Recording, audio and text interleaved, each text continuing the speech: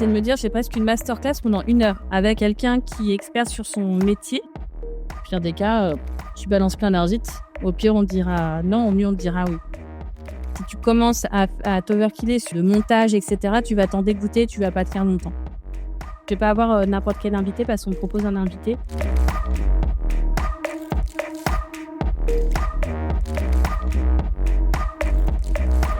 Bienvenue dans Backstage, derrière le micro, le podcast qui te montre l'envers du décor.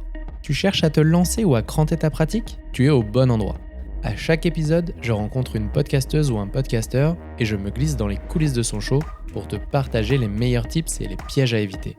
Au fait, je suis Benoît Thieb, créateur de contenu, fan de podcasts et amoureux de découverte. Tout est bon ?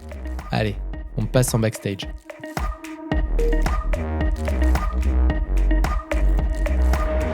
Bonjour Alexandra. Bonjour Benoît. Je suis très content de t'avoir aujourd'hui au micro de Backstage. Comment tu vas ? Bah écoute, ça va très bien. Je suis ravie de participer à ton nouveau projet de podcast qui sera hyper intéressant, je pense, et qui va inspirer tous les podcasteurs, en tout cas podcasteurs RH et écosystème RH. Donc très cool, merci pour l'invitation. Avec grand plaisir. Peut-être avant de rentrer dans la genèse de ton podcast, les nouveaux prismes, tu te présentais comme si on était dans un ascenseur. On a une dizaine d'étages, donc globalement 1 minute. Si tu devais te présenter, comment tu le ferais ? Bah écoute, déjà de base je suis pas podcasteuse, hein. Je suis DRH depuis un peu plus d'une 15aine d'années. Donc j'ai toujours fait ce métier pour le coup, qui est un métier que j'aime beaucoup, qui est très généraliste. Donc c'est ce qui me plaît, la polyvalence, d'être au contact des gens aussi, qui est hyper important. Et c'est un métier, on est souvent très isolé, on en reparlera tout à l'heure, et c'est ce qui m'a amenée justement à aller vers le podcast, notamment de base, c'était pas forcément faire un podcast pour faire un podcast, mais rencontrer, m'inspirer en tout cas de d'autres métiers ou de mes pairs. Donc ce qui m'a amenée justement à créer Nouveau Prisme. Sinon, je suis maman et je parle beaucoup de parentalité, c'est un sujet sur lequel je communique beaucoup. Je suis maman de 2 garçons. Très important aussi, puisque les sujets inclusion, diversité et notamment parentalité sont des sujets qui me tiennent particulièrement à cœur. Donc voilà pour la petite présentation. Très, très cool, merci. T'en parlais un petit peu dans ta présentation, mais qu'est-ce qui a lancé réellement l'envie ? Qu'est-ce qui t'a mis le pied à l'étrier de vouloir lancer un podcast ? En fait, déjà, j'aimais beaucoup le format podcast. Je l'ai découvert sur le tard, mais quand j'ai découvert, j'étais un peu une boulimique des podcasts, mais pas que RH, hein. Ouais, j'écoute par exemple, l'émission C'est dans l'air au niveau géopolitique et actualité tous les jours. J'écoute beaucoup de podcasts type Mathieu Stéphanie, Génération Do It Yourself, Caroline Mignot, enfin voilà, pas forcément que de mon métier. Ouais, bien sûr. Mais voilà, c'est un format quand on est maman, qu'on bosse et qu'on a un emploi du temps assez chargé que je trouve plutôt pratique, parce que tu peux l'écouter, en faisant ton ménage, ton sport ou, dans le RER. Donc je trouve que voilà, tu peux l'écouter en plusieurs fois, tu peux stopper. Je trouve que c'est hyper pratique. Donc je m'y suis mise tard, mais j'aimais beaucoup. Après j'ai découvert des podcasts plus, RH. Quand j'ai commencé à en écouter, il y en avait pas énormément. Il y avait notamment, c'était plus au moment où, Florent Le Tourneur, que tu connais, de On n'a jamais fait comme ça, l'a lancé. Et du coup, et je lui dis souvent, c'est lui qui m'a fait sauter le pas, en tout cas, et qui m'a donné envie de me dire, «Ah bah, j'aime bien le format». Et c'est une période où, je me posais beaucoup de questions sur, tu sais, tu as des cycles de vie professionnelle où tu te dis: «Est-ce que je vais encore continuer à être RH? Est-ce que j'ai encore envie de faire ça?» et cetera. Et j'étais plutôt dans ce moment-là, et je faisais un co-développement avec, d'autres DRH, et on parlait de, voilà, ce qu'on aimait bien et cetera. Et je parlais du fait que, j'étais très isolée dans mon métier. J'aurais bien aimé faire un peu, tu sais, des vies ma vie avec d'autres RH ou d'autres professionnels, tu vois? Type, venir passer une journée chez IKEA, tu vois? M'inspirer un peu de ce que font les autres. Et je trouve ça un peu des open doors, tu sais? Dans des autres boîtes, juste pour voir un petit peu comment ça fonctionne. Et je me suis dit: «C'est dommage, ça existe pas». Et après, petit à petit, je me suis dit: «Bah, en fait, je vais le faire, mais via le podcast». Pour interviewer, soit des experts, soit des pairs et m'inspirer un peu de ce qu'ils font ou quand j'ai des problématiques, réussir à avoir, les meilleurs ou en tout cas, ceux qui m'inspirent moi pour m'alimenter et sortir un peu de cet isolement. Donc c'était vraiment un moment clé où les questionnements que j'avais et puis vouloir faire un peu autre chose que des voilà, avoir un projet perso, tout s'est rejoint et donc je me suis dit: «Bon», j'ai eu la première phase de me dire: «Bon, pourquoi pas?» Puis après il y a tout le reste. Mais en tout cas, c'est là où j'ai eu le pourquoi pas. Ah, est-ce que tu partages, moi, c'est vraiment ce qui m'a marqué chez toi et que tu partages au micro de Chloé Toiti euh, sur ta volonté de continuer à te nourrir, de faire de la curation de contenu, en fait, en utilisant ce média, donc en étant actrice, mais d'aller auprès des experts. Je trouve ça hyper inspirant et c'est ce qui m'a donné moi envie de t'avoir aussi de l'autre côté du micro. En fait, ça peut paraître, alors très opportuniste, je sais pas, mais je le rends après. Donc je considère que c'est pas que opportuniste, mais c'est de me dire: «J'ai presque une masterclass pendant 1 heure», tu vois? Avec, quelqu'un qui est expert sur son métier ou voilà, qui est dans une grosse boîte dans laquelle je bosse pas forcément et où il y a des choses qui m'intéressent. Et derrière, j'essaye toujours de le faire en mode boîte à outils parce que je suis toujours assez frustrée, tu sais, des conférences où on va dire plein de choses théoriques, mais il y a pas forcément de pratique et derrière, tu sais pas forcément comment tu vas utiliser les choses. Donc j'ai essayé de le construire un peu comme assez pragmatique avec, voilà, sans pour autant avoir des injonctions, avoir plutôt des conseils ou des choses pratico-pratiques. Et derrière, l'objectif, c'est de se dire: «Bon, je vais le partager, c'est pas je ne fais pas que pour moi, mais je vais le partager à d'autres personnes qui sont dans le même cas que moi». On est souvent très, puis ça revient très vite, dans nos fonctions, on est très isolés. On peut pas forcément, partager, on n'a pas forcément le temps non plus de faire des co-développements tout le temps et d'échanger ou voilà. Donc ça permet aussi de relayer, en tout cas, ce dont moi je me nourris et je me suis dit: «Bah, après on verra, soit ça intéresse, soit ça n'intéresse pas». Mais en tout cas, c'est en open source et qui veut, en profite, quoi. Et moi, je trouve ça génial. Et pour le coup, tu viens de décrire la genèse de Backstage. Donc, on en parlera peut-être un jour d'un épisode hors série Backstage de Backstage. Mais pour le coup, moi, je tiens à te remercier parce que c'est aussi toi qui m'a permis de me dire, allez, je me lance parce que j'avais une idée de podcast RH. Et je faisais de la curation de contenu sur les podcasts et à la fois, je me disais, il me manque des choses.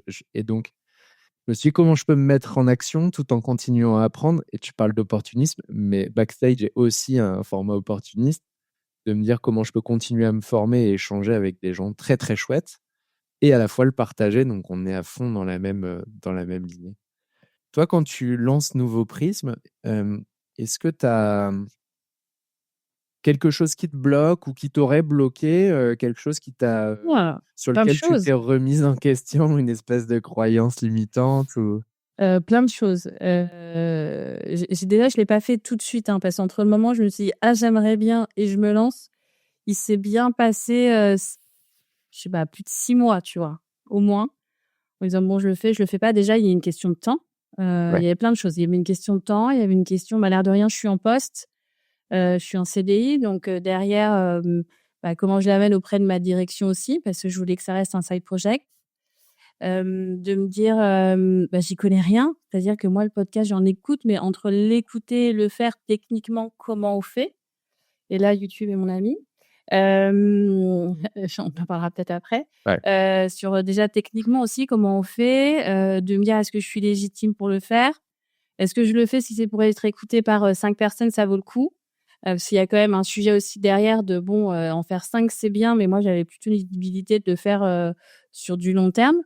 Donc est-ce que je vais être légitime? Est-ce que ça va pas être un peu foireux? Est-ce que je vais pas me discréditer, sur, le contenu que je vais proposer? Est-ce que je vais être assez pertinente? Voilà, donc plein de freins, beaucoup et trop justement.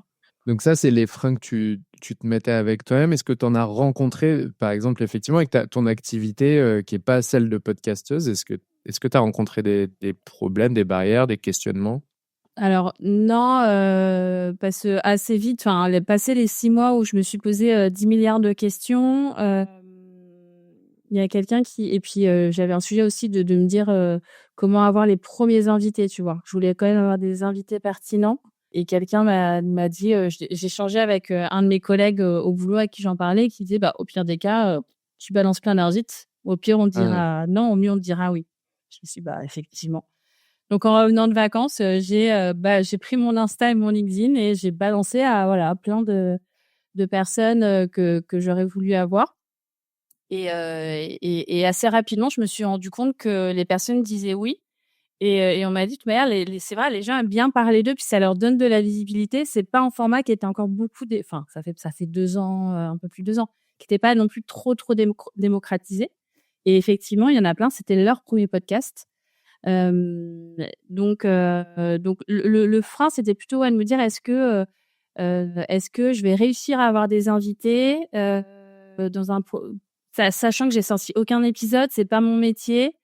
Qu'est-ce que je vais pouvoir proposer, tu vois? C'était plus ça où je me dis: «Ça va être compliqué». Une fois que j'avais dit: «J'y vais», c'était plus le frein que j'ai pu avoir de me dire: «Ça va être compliqué». Et puis, en fait, faut jamais lâcher l'affaire, quoi. Quand tu veux quelqu'un dans ton podcast, et bah, franchement, il y en a, j'ai pas fait du harcèlement, mais je relance, tu vois, tous les 2 mois.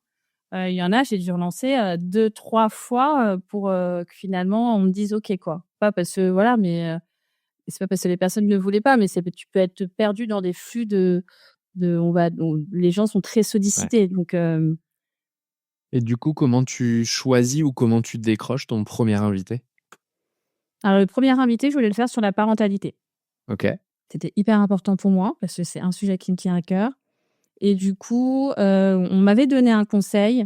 On m'avait dit: «Le premier épisode, fais-le avec quelqu'un que tu connais, Mmh. avec qui tu es en zone de confiance». Parce que tu verras que c'est pas forcément évident, et c'est vrai, les premiers épisodes, je m'en suis rendu compte, d'interviewer quelqu'un, de rebondir, de checker en même temps le temps, d'anticiper la question que tu vas dire après, de regarder le timing qui passe. Enfin, tu te rends compte que c'est pas forcément inné, et ça c'est pas aussi fluide qu'une simple conversation quand tu veux que ton truc il soit bien mené. Et le fait de déjà être avec quelqu'un que tu connais, ça va t'enlever ta charge mentale là-dessus. Mmh. Donc j'ai suivi le conseil, j'ai pris Selma El Mouissi qui est, cofondatrice du Parental Challenge que je connaissais déjà. Et du coup, on a enregistré ensemble et dans la foulée, j'ai eu, d'autres personnes comme Pierre Monclos, qui, m'a dit oui, tout de suite alors qu'on se connaissait pas on avait échangé très rapidement, on se connaissait pas et j'avais rien fait. Donc je le remercie aussi parce que je pense qu'il est très légitime dans notre métier et je pense qu'il a permis la légitimité assez Mmh. rapide du podcast. Ouais. C'est grâce à ces gens ouverts et tu vois, des gens comme toi qui répondent assez facilement aux invités, qu'on peut avancer et en l'occurrence, c'est vrai que c'est un expert, Pierre, sur, son domaine, et qui permet, de cranter les pratiques et de partager plein de Mmh. choses, quoi, donc ça, c'est très cool. Hem, on a parlé un petit peu le premier invité, de comment tu matures, OK, je passe du un jour à je le fais. Comment tu choisis ton format? Comment tu choisis, un peu ton rythme de publication? C'est quoi, qu'est-ce qui se passe dans Alors la c'est partie stratégique? Ouais, alors c'est pareil quand j'ai commencé, j'avais contacté des personnes qui faisaient des podcasts déjà, que je connaissais, pour avoir des conseils. Et un des autres conseils qu'on m'a donné, c'est, essaye toujours d'avoir, au moins, 4 épisodes d'avance avant de le lancer pour pas courir après l'épisode. Voilà, donc c'est ce que j'ai fait, mais j'étais sur un rythme plutôt un par mois, en me disant OK. déjà un par mois, ça me laisse le temps, de tout gérer, puisque je fais tout moi-même. Puis au début, c'est moins, en format militaire en termes d'organisation. Donc j'étais partie sur un rythme une fois par mois, et au début, j'ai pas forcément de ligne éditoriale. J'en ai toujours pas aujourd'hui, en fait, ce qui peut paraître, étonnant ou pas. Je le fais plutôt par rapport soit au sujet sur à l'instant T que je vais avoir moi à traiter dans mon métier ou dans l'actualité qui va m'intéresser, soit une personne en particulier que je vais vouloir interviewer. Mais en tout cas, j'ai toujours une idée derrière la tête au-delà de la personne, de la thématique que je vais vouloir aborder. Mmh. Et donc, je suis passée sur, 1 fois par mois et après progressivement, voilà, à chaque fois que je suis en vacances et je suis un peu plus reposée, je me dis: «Allez, après un toutes les 2 semaines» et après je suis passée à 1 fois par semaine et là depuis, février, de l'année dernière, je suis à un épisode par semaine.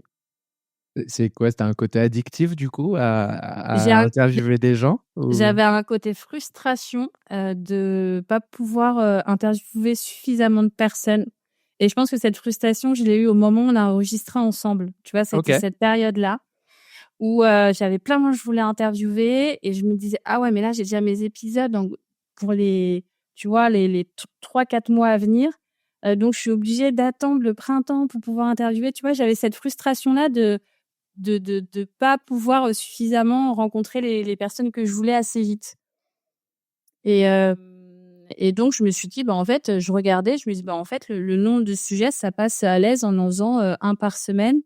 Et puis après, tu vois, tu as les périodes vacances où je fais plutôt des rediffusions, donc ça me laisse le temps de remettre à jour, de suivre le rythme. Mais ouais, c'était plutôt la partie frustration que j'avais. Du coup, il y a peut-être un risque aussi à un moment donné que en fait, tu retombes à l'inverse de se dire bon, bah, qui je peux interviewer? Comment enfin, c'est des choses sur lesquelles tu réfléchis, toi? Comment tu te projettes ou pas du tout? Alors déjà, j'ai toujours une liste de personnes. Là, tu vois, j'ai une vingtaine de personnes en tête que j'ai pas encore contactées, mais je sais que j'aimerais bien les contacter. Alors, c'est soit des personnes que j'ai en tête que je connais pas forcément, c'est soit des personnes aussi que je vais rencontrer à des événements et de plus en plus, ça va être des personnes que je vais rencontrer, soit dans des tables rondes, soit dans tu vois, la dernière fois, c'était le Tam Tam Show de Léo et Élise et j'ai rencontré, l'épisode sort bientôt, Caroline Chavier. On a échangé et tu vois et le feed passe, la personne, est sympa. Je trouve ça hyper important de le faire avec des gens sympas avec qui tu feeds, sinon je trouve que ça le ressent dans l'échange. Et voilà, c'est via soit des événements, des gens que je vais rencontrer, soit des gens que je suis, que je trouve intéressants, soit des experts, soit une thématique et du fait de la thématique, je vais aller choisir la personne. OK, très clair. Et du coup, est-ce que tu te vois, enregistrer avec quelqu'un, expert sur son domaine, un archi-expert et une super référence, mais que tu as jamais rencontré ou en tout cas, tu as peut-être un doute de fit? Alors, je vais te donner un exemple, c'est pas alors doute de fit, je vais te donner une personne, où je pense que je me suis mis la plus grosse pression de ma vie, c'était avec Pierre Monclos. Je t'explique.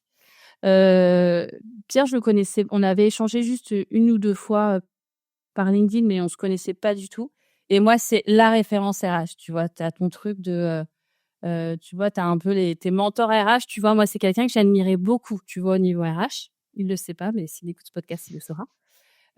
Pour au niveau capacité de pédagogie, au niveau, voilà, au niveau de tout le contenu qu'il propose et cetera. Donc déjà, je m'étais mis une pression en mode: «Faut pas que je me loupe parce que, voilà, je veux pas passer, voilà, je veux pas que le truc soit raté» et en plus, on parlait d'IA. Sauf qu'à cette époque-là, c'était tous les débuts, on parlait pas beaucoup de l'IA Mmh. et franchement, j'y connaissais rien du tout. Mais quand je dis que j'y connaissais rien du tout et je me suis mis une pression avant et je pense que je n'ai jamais autant bossé de ma vie, à un épisode pour me dire: «Il faut pas que je passe pour, la blonde de service», tu vois? Donc vraiment, je l'ai vraiment travaillé et je me suis mis une grosse pression. Mais pour le coup, c'est quelqu'un qui est tellement abordable, pédagogue, gentil que c'est passé, smooth, tu vois? Et ça m'est déjà arrivé effectivement d'avoir une personne où, le fit est pas plus passé que ça. Le contenu, je voyais bien qu'en en parlant à la personne, c'était pas hyper pertinent Mmh. et j'ai annulé l'enregistrement. OK. Voilà et j'ai Et dit à la personne, je lui ai pas dit que c'était à cause du fit, hein, mais je lui ai dit, concrètement je pense qu'en termes de contenu, ça va pas forcément, matcher avec la ligne édito. L'objectif, c'est pas que ce soit un épisode qui ait pas trop de valeur ajoutée pour les personnes qui écoutent et cetera. Enfin après une manière bienveillante de l'amener. exactement, OK. communication non violente. Moi, je suis content de t'avoir aussi parce que tu as un setup d'enregistrement. Alors, je sais pas s'il est particulier, mais en tout cas, tu es peut-être une des 2-3 personnes avec qui moi j'ai enregistré personnellement sur ce setup. Ce qui est drôle, c'est donc le 3e épisode, 3e setup différent. Donc, toi, tu enregistres à distance. Qu'est-ce qui a amené ce choix? Quels avantages, quels inconvénients tu vois à cette façon de faire? Et est-ce que tu t'es déjà mis en réflexion sur est-ce que je garde, Mmh. est-ce que je change? Alors au début, je m'étais dit que j'allais le faire en présentiel et pas à distance. Donc le premier épisode que j'ai fait avec la personne que je connaissais, je l'ai fait en présentiel. Donc, j'avais acheté tout, hein, le matos, les micros, l'enregistreur, la totale, tu vois. On a fait l'enregistrement, j'ai été chez elle, il faisait 40 degrés, elle était à 1 semaine d'accoucher. Je te dis, c'était important. Et je rentre chez moi, j'enlève la petite disquette là et j'écoute. Et là, rien n'a enregistré. Et là, je me dis, c'est un signe, il faut pas que j'enregistre, c'est bon. Ouais. Oui, j'arrête le podcast. Et en fait, du coup, bon, je lui en ai parlé, je l'ai refait, on a enregistré. Bon, nickel, ça, dès que je la connaissais très bien. Et après, rapidement, bon, je me suis déjà un peu galère parce que je trouve ça plus compliqué à gérer ton truc de son, machin, etc. quand tu connais pas trop. J'avais trouvé ça compliqué. Et du coup, j'avais pas apprécié plus que ça l'enregistrement. Donc, je le faisais aussi pour me faire plaisir. Et là, j'étais pas très à l'aise. Et ensuite, j'ai contacté d'autres personnes et je me suis rendu compte en bonne parisienne, avec tous ces préjugés, que tout le monde n'habitait pas à Paris, dis donc. Et que j'allais le confronter au fait que beaucoup de personnes étaient en province. Et au-delà de ça, je me suis rendu compte qu'avec mon emploi du temps, puisque moi, je travaille full-time, en termes d'enregistrement, je pourrais pas aller tout le temps dans les entreprises. Ça me faisait Ouais, poser bien trop de sûr. congés, etc. Donc, c'était pas jouable. Donc, je me suis vite dit, bon, bah, OK, je vais le faire à distance. Tant pis. Donc là, je renvoie, pour ne pas citer de marque, à Amazon tout ce que j'avais acheté. Et du coup, je regarde, voilà, je me renseigne pareil auprès des personnes que je connais qui font des podcasts qui m'ont dit, bah, au niveau enregistrement, Zencastr, c'est très bien. Donc, je suis partie là-dessus. Et en fait, j'ai trouvé ça beaucoup plus simple parce que ça fonctionne comme une visio. Tu as juste appuyé sur un petit bouton enregistrer et ça part tout seul. Donc, j'ai trouvé ça déjà beaucoup plus pratique. Pour moi, c'est beaucoup plus simple dans mon organisation au quotidien puisque je travaille, enfin, c'est pas mon métier, je travaille en parallèle. Et surtout, oui, et puis surtout, c'est plus pratique pour les personnes qui sont à distance. Ça me permet d'avoir beaucoup plus d'invités et c'est beaucoup plus fluide. Maintenant, les inconvénients, c'est que c'est pas la même chose quand tu le fais, j'imagine, en présentiel parce que tout l'informel que tu vas avoir avant, tu vois, je vois, on en parlait, il y a pas très longtemps justement avec Florent, le côté, où, tu vas chez les personnes, tu vas dans l'entreprise, Mmh. tu crées de l'informel, tu vas boire un café avant. Enfin, tu as tout un système autour où tu vois la personne qui est pas la même chose. Entre voir quelqu'un à distance et se voir pour de vrai, c'est pas la même chose. Donc après, c'est important de réussir, en tout cas quand tu le fais à distance, à garder le lien entre guillemets avec les personnes avec qui tu as fait des enregistrements pour pas perdre un peu ce lien-là parce que sinon je trouve ça un peu dommage parce que tout l'intérêt aussi du podcast, au-delà de tout ce qu'on a dit avant, c'est aussi des rencontres humaines et c'est rencontrer des gens, c'est tant qu'à faire, tu fais aussi ton réseau. Ouais. Et donc ça participe aussi à ça. Et c'est quoi, toi, ton secret pour garder ce lien malgré la distance? Je retape beaucoup les gens avec qui j'ai fait des enregistrements sur les thématiques, tu vois, quand je suis assez j'essaie d'être assez active sur LinkedIn. Donc, souvent, je vais aller taguer les gens. Et puis après, c'est essayer d'aller à des événements où tu vas rencontrer d'autres personnes. Moi, souvent, je vais rencontrer des personnes avec qui j'ai enregistré à des événements et ça reste quand même un écosystème tu vois, notre écosystème, ça reste quand même, c'est pas que tu as vite fait le tour, mais tu as quand même vite, un microcosme. Donc, après, c'est, dès que possible, essayer de voir, tu vois, envoyer des petits messages, bref, tu vois, tu arrives quand même à avoir d'autres projets en parallèle. Moi, je sais que je fais beaucoup de recommandations. Donc, souvent, quand on me demande des personnes pour, d'autres contenus, je vais aller proposer des gens que j'ai eu dans mon podcast ou voilà. OK, très clair. Et on me parlait un peu de préparation des épisodes, du setup. Comment tu te prépares, toi, sur un épisode de Nouveau Prisme? Est-ce que tu es de la team à avoir toute une trame ou plutôt tu laisses tu as des bullet points et... Tout est militaire, c'est-à-dire que déjà j'ai un gros framework, j'ai ma checklist avec, tout ce qui doit être fait étape par étape je t'envoie le lien, je t'envoie les questions, on a fait l'enregistrement, enfin tu vois, j'ai un Notion, assez complet, là-dessus. Et pour le coup, j'ai besoin, pour ma sérénité personnelle, par exemple dans l'interview, déjà j'ai préparé moi mon fil conducteur et les questions parce que ça m'évite de m'éparpiller, de partir dans tous les sens. Je suis assez bavarde, donc ça peut partir vite dans tous les sens. Le but, c'est qu'en termes de timing, ce soit à peu près respecté et je vais être sûre de pas oublier des éléments clés, de sujets dont j'aurais voulu parler. Du coup, j'envoie toujours la trame, aux invités. Après, soit les personnes, en prennent connaissance ou pas. Après, chacun est assez libre. Mais moi, ça me permet, même si j'ai pas à le suivre question par question, mais ça me permet d'avoir voilà ma ligne à peu près claire, mon fil conducteur d'interview et des gros sujets dont je veux parler en tout cas. Ok, d'accord, très clair. Aujourd'hui, tu passes par Ocha, je crois, enfin, Ouais. comme beaucoup de monde. C'est quoi et peut-être 2 questions en une pour faire qui sont assez liées. C'est quoi la plateforme où tu as le plus d'écoute et ce serait quoi, toi, ton persona d'écoute? Alors persona d'écoute, bah, moi c'est écosystème RH, hein, principalement. Moi je pense que principalement c'est des profils RH assez généralistes, ou plus des profils un peu, tu sais, créateurs de contenu Mmh. RH et cetera.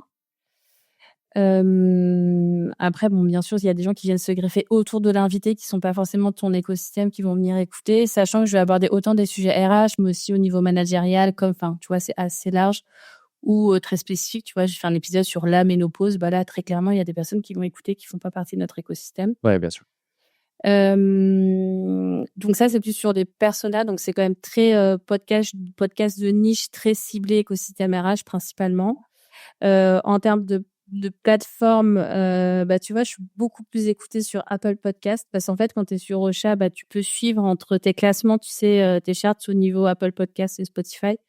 Donc je suis beaucoup plus écoutée sur Apple Podcast. Il y a pas longtemps, j'ai lancé une chaîne YouTube parce que j'ai découvert qu'il y avait, je crois que c'est 30% des podcasts qui sont découverts, même s'il y a pas la vidéo, sur YouTube. OK. Mais il y en a plein qui ont pas forcément qui sont pas familiers avec les podcasts, qui vont pas aller sur du Apple Podcast ou Spotify, Deezer, j'en sais rien.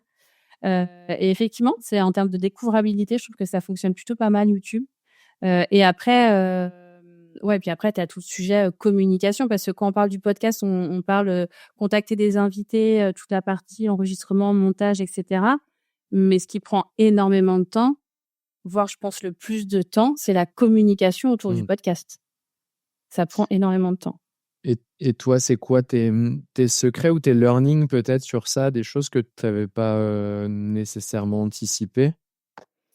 Bah, le temps que ça prenait au niveau de la com, je pensais que tout se jouait. J'avais vraiment fait un focus en me disant, j'appréhendais, je pense, tellement de sujets, techniques et en fait, vraiment pas si techniques que ça, tu vois? Mmh. De la partie enregistrement que j'avais un peu oublié la partie communication, notamment, moi, principalement sur LinkedIn.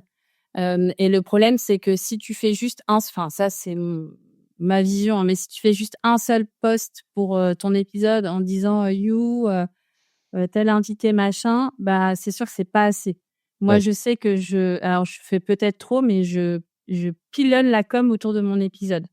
C'est-à-dire que je suis un peu partie de, Caroline Mignot, je sais Mmh. pas si tu connais, Ouais. Marketing Square, et elle, ce qu'elle dit, et du coup, je m'en suis un peu complètement inspirée, c'est de se dire: un contenu, derrière, je le déploie en X contenus. Et moi, je pars mon podcast, ça va me faire, 5 posts LinkedIn. Je vais faire un autre épisode capsule avec mes 3 apprentissages que je fais toute seule en 5 minutes. Ça va me faire une newsletter, donc sur toute ma semaine. Et c'est justement ce qui me pose problème parce que du coup, je communique quasiment que sur mon podcast, donc j'ai un peu du mal parfois à aller sur d'autres sujets, plus, perso, tu vois, Ouais. ma boîte et cetera, principalement sur mon podcast. Je pourrais faire quasiment toute ma com réseaux sociaux que sur mon podcast parce que c'est toutes les semaines, c'est des invités, des thématiques qui sont tous les jours, différents. OK, et donc par exemple, pour ta capsule, donc tu viens, toi, te réenregistrer Ouais. en solo, Ouais, et faire exactement. un résumé du podcast? Exactement. En tout cas, les 3, il y a une personne qui s'appelle Sophie Plumer qui a un podcast qui s'appelle Chef initialement qui était sur le management, et à la fin de chaque épisode, elle faisait ça et j'aimais bien. C'était d'écouter puis après elle te disait: «Bah, voilà, moi mes 3 apprentissages», et c'est presque mon moment préféré de l'épisode, et je me suis dit: «Bah, j'essaye moi ce que j'aime bien de le «reproduire» entre guillemets», et c'est ce que je fais, et c'est en plus en format plus rapide, et je me dis: «Il y a des personnes qui ont pas forcément le temps d'écouter, 40-45 minutes de podcast». Par contre, le format 5 minutes fonctionne bien, et en plus, bon, ça vient des États-Unis, mais les formats très courts, c'est ce qui fonctionne en ce moment le mieux au niveau des États-Unis, et puis ça va venir après en France en termes de podcast. Donc ça me permet aussi de tester, bah, des formats qui sont aussi différents au niveau podcast. Ça, c'est très intéressant. Ça. Et tu fais une veille, toi, du coup, Ouais. de ce que je comprends sur les pratiques podcast. Tu as des choses à partager sur ça? Comment, des canaux de veille ou... Ouais, il y a le podcast qui est fait par Ocha qui s'appelle Tips. Il y a ton podcast qui va sortir. C'est gentil. Je suis en train de regarder en même temps. Il y en a un autre aussi qui s'appelle, pareil, qui est autour du podcast, mais ça peut être aussi édito, qui s'appelle Antipop. Ok. C'est plus stratégie de contenu, mais c'est souvent autour du podcast. Donc ça, c'est pas mal. Donc ouais, dès que j'ai j'arrive à avoir de faire un peu de veille, mais ça peut être autant sur c'est quoi le PSO et comment tu l'optimises, qui est un peu le SEO des podcasts pour être mieux référencé. Donc ça, j'ai vachement retravaillé. J'ai travaillé aussi, j'ai créé YouTube que je ne connais, enfin, que j'utilisais pas du tout comme plateforme. Pareil, ma ligne édito, je l'ai beaucoup plus revue. Au début, c'était moins incarné au niveau du contenu que je proposais, donc j'ai essayé de l'incarner un peu plus. Après, progressivement, je m'étais dit, il faudrait lancer une newsletter, etc. Donc, mais ça se fait progressivement. Tu peux pas faire tout d'un coup. Si tu fais tout d'un coup, franchement, tu vas t'en dégoûter. Et si j'avais juste un conseil que je fais depuis pas longtemps, c'est que moi, je passais énormément de temps sur le montage et ça a failli m'en dégoûter. Parce que c'est le montage des épisodes, c'est un peu ce qui est le plus chiant. Ouais. Et je voulais faire quelque chose de parfait en mode dès qu'il y avait un E, tu vois, je le coupais. Donc je passais, je sais pas, 3 heures et demie de montage sur chaque épisode. Quand on fait toutes les semaines, c'était trop. Et en fait, j'ai commencé à me décomplexer en me disant je fais des gros cuts, mais je vais pas non plus aller dans la minutie du montage. C'est pas la peine. Si le son est bon, c'est déjà important. Et après, tu fais des gros cuts s'il y a une grosse partie à couper. Mais généralement, c'est pas le cas. Donc, faut pas non plus s'overkiller avec des sujets techniques quand c'est pas nécessaire non plus. Je fais pas les écoutes de Mathieu Stéphanie, donc c'est pas nécessaire tu vois, à un moment donné, il faut se dire bon, ouais, ça va, lâche un peu l'affaire, quoi. Tiens pas la corde trop fort, tu vas saigner au niveau des mains. Voilà. J'ai quand même l'impression que même Mathieu Stéphanie rentre pas dans le cadre du E. Non, Il y a lui, il quand même rentre pas. beaucoup Ouais. de moments de blanc ou de suspension où tu te dis, est-ce qu'il a vraiment préparé son truc là, ou... Je pense que lui, il fait pas de montage. Et justement, dans la veille que je faisais au tout début, je te parlais d'avoir fait beaucoup de veille au début. Justement, il y a un article qu'il fait en expliquant, voilà, si tu veux te lancer dans le podcast, il fait de la recommandation de matos, etc.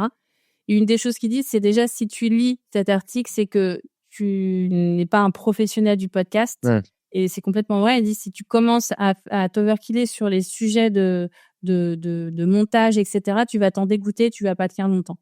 Et je Ouais. pense que c'est assez vrai. Et toi, donc ton conseil, ce serait faire simple, de pas trop aller sur le micro détail du cut. Combien de temps tu mets pour produire un épisode, enfin en post-prod, je dirais, d'épisode? En post-prod, je dirais 3 heures, 4 heures maintenant, Ok. avec la partie com. Ouais. Donc tout compris, tu as enregistré ton podcast, tu prends tes bandes et après sur la diffusion et le content marketing qui Ouais. va avec, 3-4 heures. Ouais. Ok. Maintenant, je suis en mode assez industriel. J'utilise aussi l'IA pour m'aider, pour aller plus vite. Ouais, c'est ça à peu près. Très intéressant, on en a un peu parlé avec Florent aussi de l'IA. Toi, comment tu l'utilises justement sur ça? Déjà, il y a des outils, ne serait-ce que pour nettoyer les sons, les bandes. Donc, j'utilise Adobe Podcasts, qui a une version IA qui va te cleaner comme si tu avais un ingénieur du son qui était passé derrière. Donc ça permet vraiment de te faire gagner du temps. Et après, tu vois, par exemple, les capsules que je fais de 5 minutes, je vais aller mettre le transcript dans une IA, tu vois, texte classique. J'utilise LMBook. Et derrière, j'ai tout un prompt pour que le contenu de l'épisode, limite, soit sorti et que j'ai plus qu'à l'enregistrer.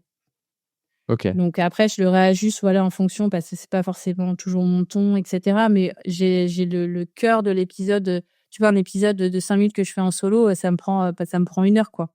Entre je l'enregistre, je le fais, je le poste, etc. C'est hyper rapide. Même pas, je dis 1 heure, mais même pas, en fait. C'est très rapide. Donc, je vais utiliser ça. Et après, je pense qu'il faut être quand même très organisé sur ce que tu fais quand, les différentes étapes, qui t'envoyait un qui. Moi, j'ai souvent 10 enregistrements en parallèle. Ok. Entre je vais enregistrer, je mets en ligne, je prends des contacts, machin, j'ai au moins une bonne dizaine de personnes toujours en parallèle.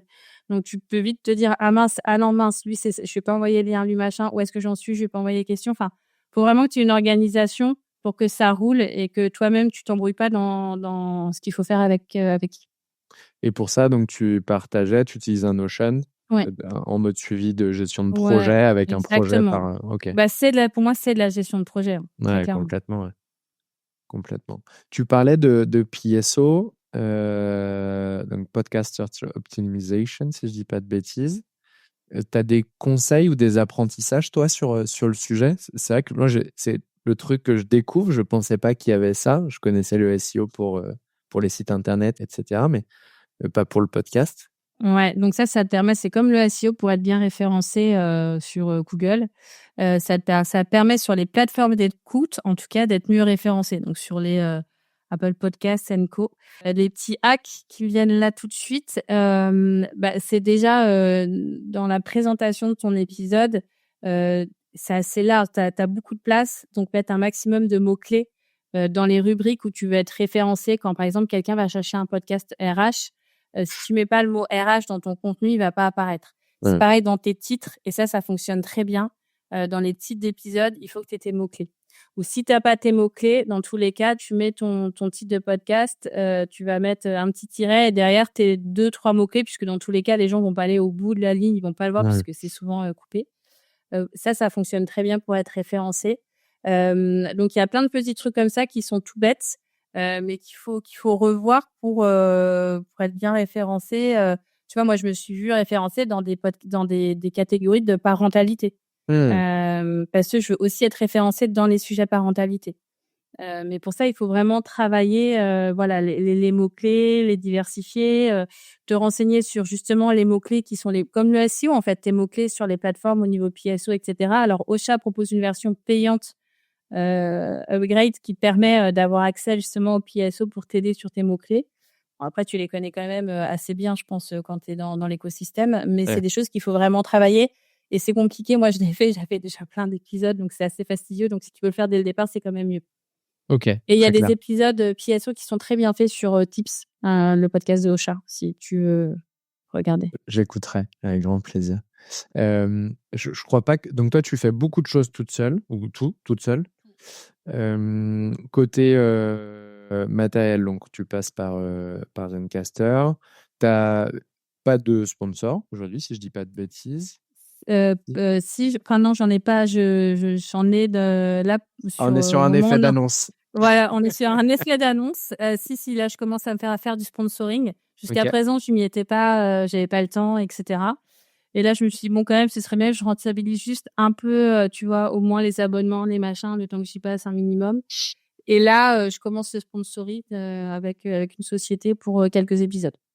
Donc là, c'est au début. Sans rentrer sur des montants ou des choses comme ça, qu'est-ce que tu peux nous conseiller ou peut-être comment tu décroches un sponsor ou comment tu le choisis pour toi? Je pense que je suis pas la meilleure pour dire comment, parce que déjà, je sais absolument pas me vendre. Je pense que je suis pas bonne là-dedans. Justement.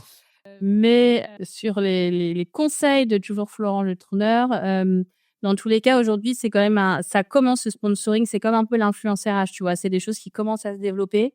Il y a plein de grosses boîtes qui ont quand même des budgets assez importants. Et là, pour le coup, je pense qu'en termes de levier d'acquisition, on les niche. Donc, ils peuvent vite avoir des clients.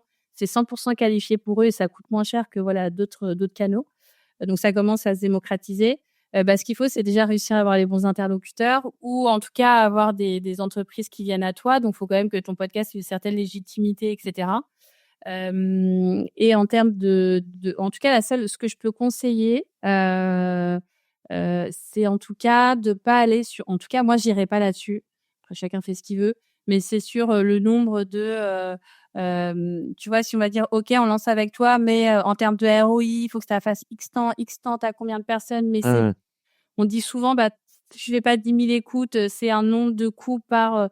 Moi, je vais pas aller là-dedans. J'ai un épisode, je fais X écoutes par mois.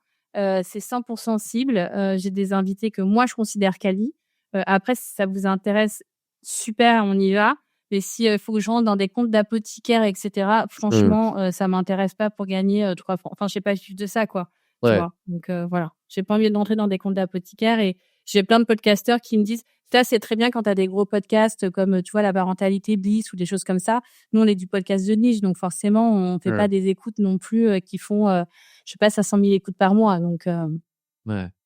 Et du coup, c'est quoi la suite que tu vois, toi, pour Nouveau Prisme? Donc, il y a ce côté sponsoring qui vient se greffer au bah, fur et à écoute, mesure, mais chaque année, je me donne des objectifs. Cette année, je m'étais dit: «Mon objectif, c'est de faire la newsletter et d'avoir du sponsoring». Donc on est au mois d'octobre. J'ai done. lancé ma newsletter, voilà, en septembre, donc ça s'est fait, ça roule. Et du coup, je viens d'avoir mon premier sponsor, donc j'aimerais bien, en tout cas sur plusieurs épisodes. L'objectif, c'est d'en avoir d'autres. Mais déjà, c'est de plutôt, au-delà de me dire à chaque fois, voilà, je vais me donner des nouveaux trucs. Là, je vais essayer de pérenniser le rythme un par semaine, puisque je le fais que depuis le mois de février. Donc, c'est comment réussir à le faire sans non plus m'essouffler.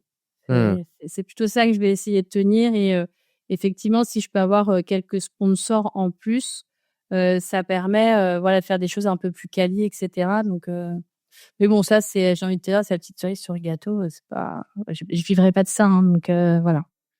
C'est un sujet qui est hyper intéressant et un peu d'actualité, le sponsoring et malgré tout la casquette qu'on a d'RH. Comment tu te projettes, toi, alors je sais pas si tu veux en parler, hein, bien entendu, mais de se dire: «Comment je garde mon impartialité, pardon, de RH et malgré tout, je mets en avant potentiellement», je sais pas quel est ton sponsor, mais un outil ou une solution? Bah, le déjà là, mon sponsor, bah, je vais t'en parler, il y a pas de sujet, hein, c'est Job Teaser, mon sponsor. Donc déjà, c'est un outil que j'utilise, une plateforme que j'utilise depuis des années, donc je connais très bien. Je suis déjà intervenue chez eux. Là, j'ai un épisode qui va sortir avec leur directrice générale. Enfin, je connais déjà bien l'entreprise. J'irai pas, prendre du sponsoring si je crois pas du tout en la plateforme ou en produit et cetera. Enfin, derrière, j'ai quand même, enfin, c'est mon bébé, tu vois? Ouais. Mon podcast, donc je vais pas, me faire sponsoriser comme je vais pas avoir, n'importe quel invité parce qu'on me propose un invité. Je considère que je suis chez moi, je fais rentrer qui je veux chez moi. Enfin, désolée, ça Non, mais non, c'est mais aussi une réalité. ouais. Et donc pour l'impartialité, c'est plutôt, bah, moi, mes valeurs tu vois, j'irai pas pour 500 balles ou plus, tu vois, aller, recommander un outil ou une boîte qui est pas éthique. Là-dessus, je suis très, droite dans mes bottes et qui je fais rentrer ou pas. Donc voilà. Et après, mon podcast, c'est pas rattaché à la société dans laquelle je travaille. Donc pour le coup, je suis, autonome complètement sur, qui j'invite, les sujets que je traite.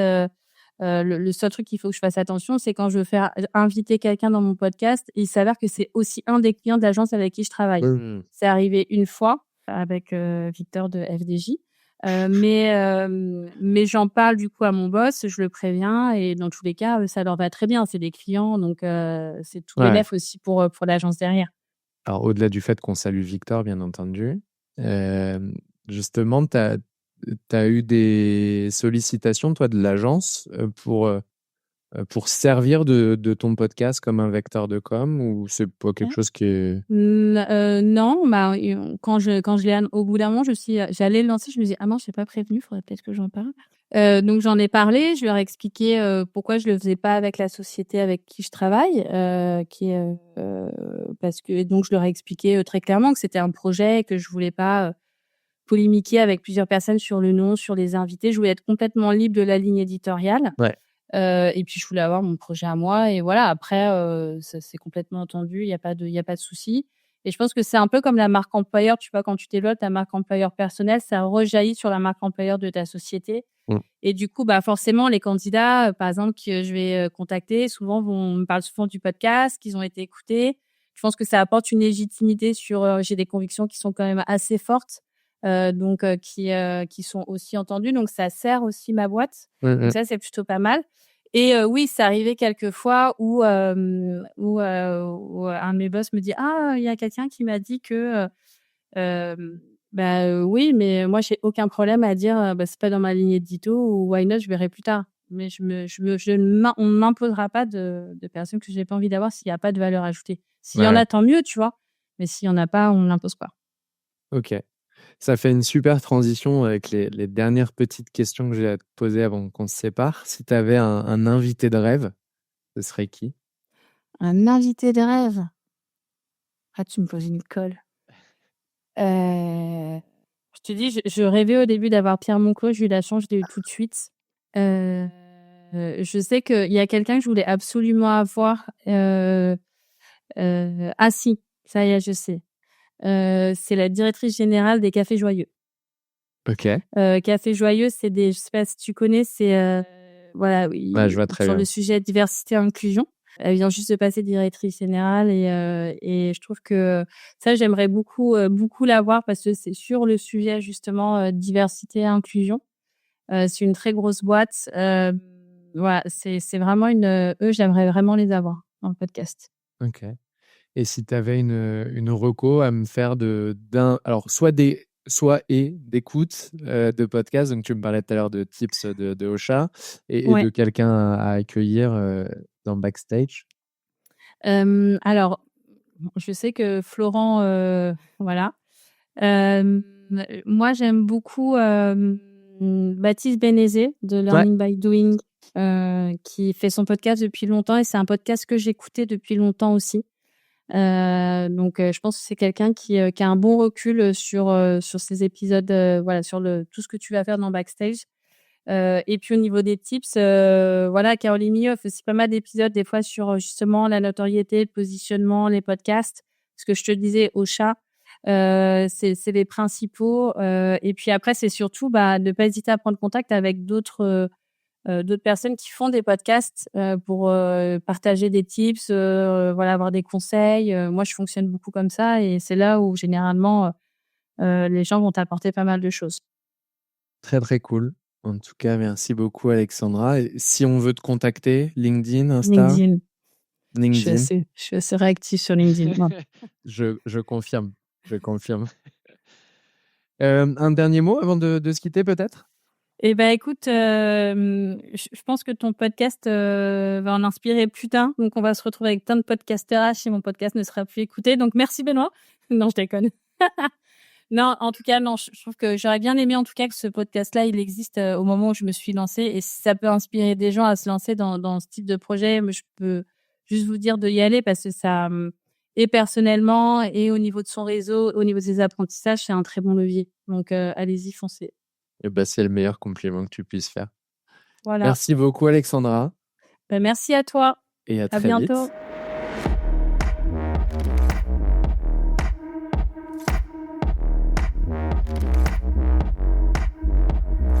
Merci d'avoir écouté cet épisode de Backstage derrière le micro. Si ça t'a plu, abonne-toi, mets 5 étoiles et laisse un commentaire. Pour suivre les coulisses de Backstage, retrouve-moi sur les pages LinkedIn et Instagram, je te mets les liens en description. Tu veux continuer la discussion ou me poser une question, contacte-moi sur LinkedIn. On se retrouve très vite en Backstage.